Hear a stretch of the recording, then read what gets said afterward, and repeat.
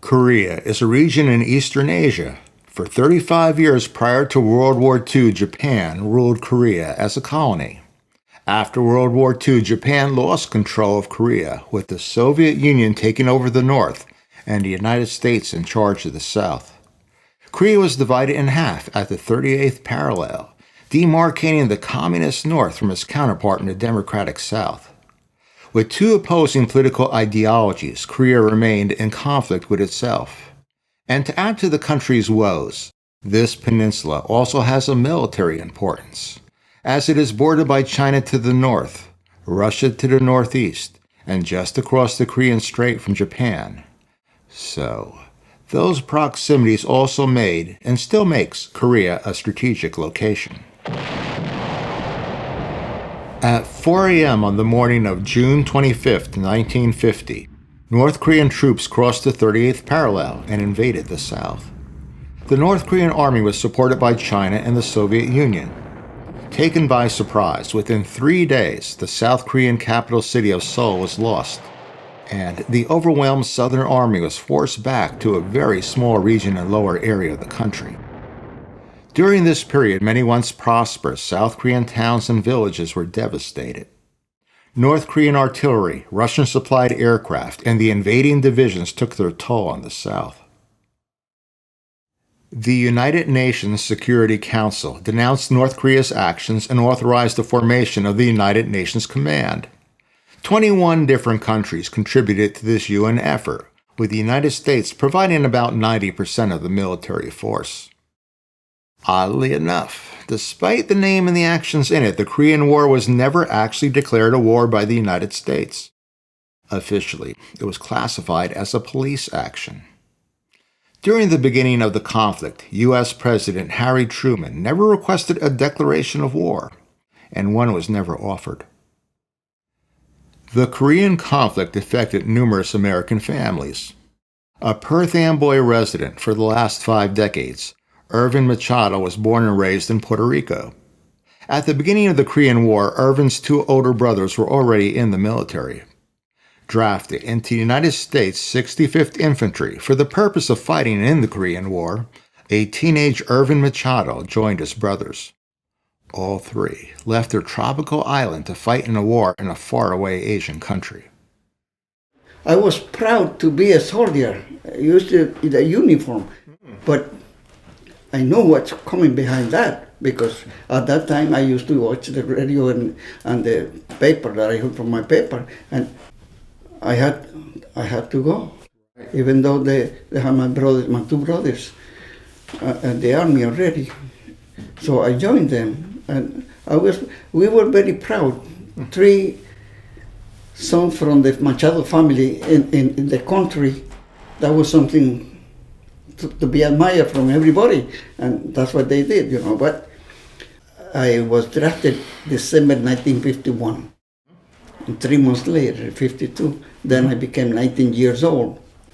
That's when they put me and my brother in ship, both of those, the ship, and we sailed, and it was very sad to see leaving my island, my beautiful island, in the back, but the ship was passing by, and we saw it. It was very tough to us.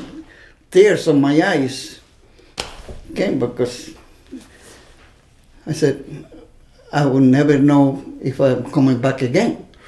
When we got to Korea, we went to Incheon, which was a port. And by the way, my brother and I were separated in Japan. They didn't want 2 brothers going into the same platoon or same company. We went straight down to the front lines. And my first mission, if I can tell you, my first mission was recognition places. So we went into the, but we were not supposed to fire the guns unless we got fired. But we went just to see if there are enemy in the vicinity. Yeah, look at there to see if there was any, we could see any enemy around there, close by. I think it was my second or third time, because I was a rifleman at that time. I think it was the second or the third time that I went that we did, so that the Korean, North Korean, running back and forth, and we got fired. They started shooting to us. My fellow that went training with me directly went with the boat and everything, he got shot. He got shot because it's very hard. It was very hard for me because I could not help him. I never knew if we made it back to Puerto Rico or not. Over 36,000 American troops were killed during the Korean War, with more than 100,000 wounded. In addition to that, many soldiers weren't injured by enemy fighters, but by natural forces. Frostbite was a major issue during the war, with temperatures going well below 0 degrees Fahrenheit. Mobile Army surgical hospitals, simply called MASH units, were employed to combat frostbite, trench foot, and of course acute battle wounds. Despite a harsh environment, American soldiers endured. Reconnaissance and surveillance were Ervin Machado's first assignments during the war. In military operations, this entails the scouting of an area. That is, the determination of the enemy's positions in order to obtain information about the North Korean forces. At times, groups of fleeing refugees would also be spotted. As the war dragged on, Korean civilians flocked to American military bases for food. In most cases, food and clothing were freely given out. And sadly, in some cases, Koreans would go through American food garbage, pulling out edible scraps. At times, food would not be available as infantry forces would move to different sites in order to replace other Army units. There was one time that we had to replace one company that had already a lot of casualties in the hill. And they came back. They were ordered to retreat, but we had the order to go and replace them. And we had no heavy equipment help and no air transportation help, nothing. So, but we had to go. So we went, and I saw a lot of people killed. Another company from the 65th Infantry Regiment that was there fighting.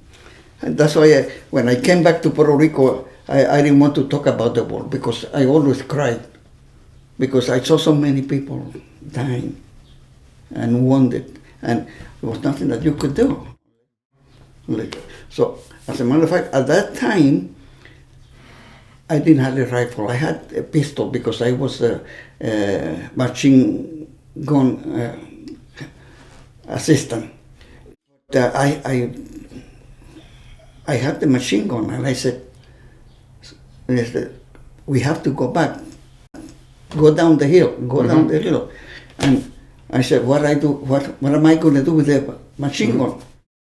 He said, leave it there. Don't worry, leave it there. I'll take care of it. That was the corporal who was acting sergeant, because we didn't have a sergeant at that time.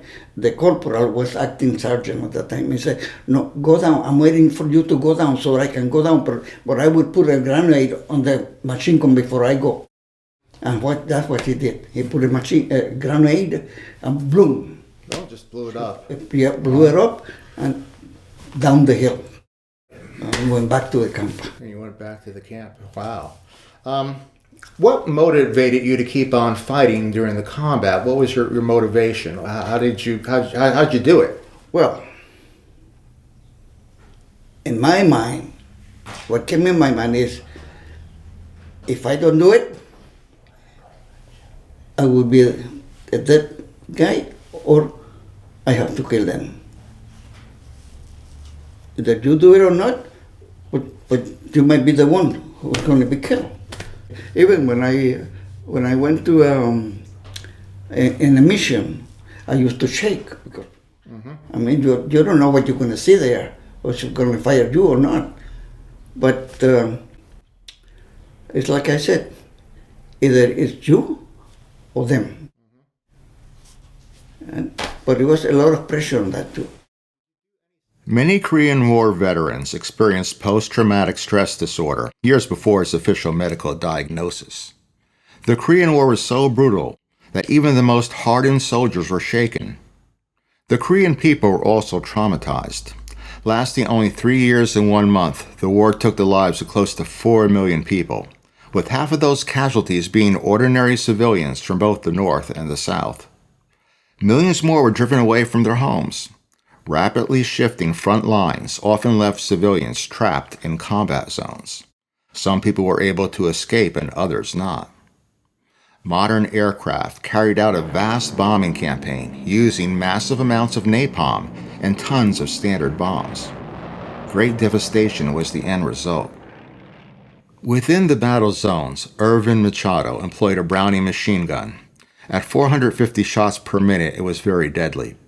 Their Browning required a 5-man crew, that is the squad leader, the gunner, the assistant gunner, and 2 ammunition carriers. The standard service rifle was the .30 caliber M2 and the M1. With an effective range of 200 yards and a magazine holding 30 rounds, the M2 was a favored weapon. In the bloody fray and throughout the battles, it is important to note that the American forces served without thought of recognition or gain. They did their duty. The Army's core values included loyalty, respect, honor, integrity, discipline, and personal courage. When you are in the Army makes you a complete man, not as a kid like it used to be. So, but it did change that what I did, I had to do it in order to preserve the democracy in that South Korean people. You know, we were helping them to, and we did. That's what we did. But that's the only way I became a complete man when I got out of the Army. And I said, thanks to them, I'm in good shape now. The machine gun is supposed to cover the retreatment, right? But so we were, at that time we were with the other guy with the rifle playing, but we were in the just covering them, and the heavy equipment start shooting on the top, and the people, you could see the people running. But it's something that I saw that when I was doing guard on the trenches.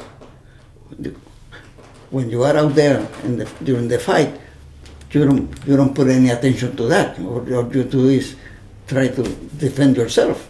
As a matter of fact, my helmet fell off from it went down the hill, and I said, heck, I'm not going to take it. I'm not going to go back and take the hill. So I kept going without the helmet. Korean War battles were fought hill by hill and ridge by ridge. There was warfare atop Pork Chop Hill, Triangle Hill, Hill 122, Jackson Heights, Outpost Kelly, and numerous other high grounds. Sometimes the UN forces gained territory, and other times they were required to retreat. In many cases, the same land was fought over multiple times. Even the South Korean capital city of Seoul was captured 4 times. Seoul is located only 35 miles from the 38th parallel, the border between North Korea and South Korea. During this war, it was common to trade land with the opposition.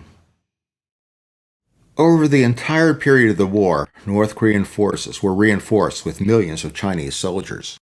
In some battles, these massive numbers tipped the favor to the North. During some of the fiercest fighting, thousands of Chinese troops launched counterattacks against United Nations forces. That put an end to any thoughts for a conclusive UN victory. A sad fact of this war was that an estimated 10% of the Korean population was displaced, with many fleeing as refugees. This was the largest population movement in Korean history. Wartime migration consisted of impelled flight or forced displacement. These ills of war nearly destroyed the economic, social, and psychological basis of Korean families. Over 600,000 North Korean refugees crossed the 38th parallel to the south. And South Koreans fared no better. The internal migration in South Korea occurred on a large scale, with many urban dwellers escaping to rural regions. Throughout the last half of the war, United Nations forces and the North Korean Chinese armies fought, but gained little territory. On July 27, 1953, an armistice agreement was signed, which also called upon the governments of North Korea, South Korea, the United States, and China to participate in continued peace talks. Monitoring by an international committee was also agreed upon. However, no peace treaty was ever signed. For many reasons, the Korean War has the nickname of the Forgotten War. This conflict was sandwiched in between two well-publicized wars. It began only 5 years after World War II and ended just 2 years before the beginning of the Vietnam War. Contributing to its Forgotten War nickname was that life in the United States remained relatively the same. The 1950s were a prosperous period in America, and unlike World War II, there was no real rationing of essentials. Although perhaps the main reason for the Forgotten War label was the eventual lack of victory, with the pre-war 38th parallel still remaining as the post-war division between North and South Korea. This war is not entirely forgotten. Within the city of Perth Amboy, an industrial brownfield is being converted into a new park, honoring the 65th United States Army Infantry. It will carry the 65th's nickname, that is, Burinkaneer, in remembrance of those frontline Korean War veterans, including Ervin Machado. I always said you can make your life in the army until come to your age for retirement, but you can make the life if you respect and obey all the superiors, because that's all the superiors are the ones that have the experience already, and they are passing it to you. So if you respect them and you follow their instructions, you can make your life. And if you have to go to the war, there is something in mind that you have to keep.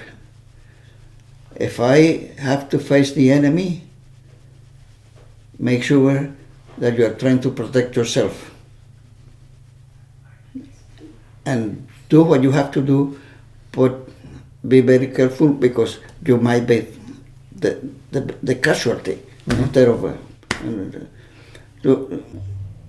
you will be proud because I was proud to be a soldier.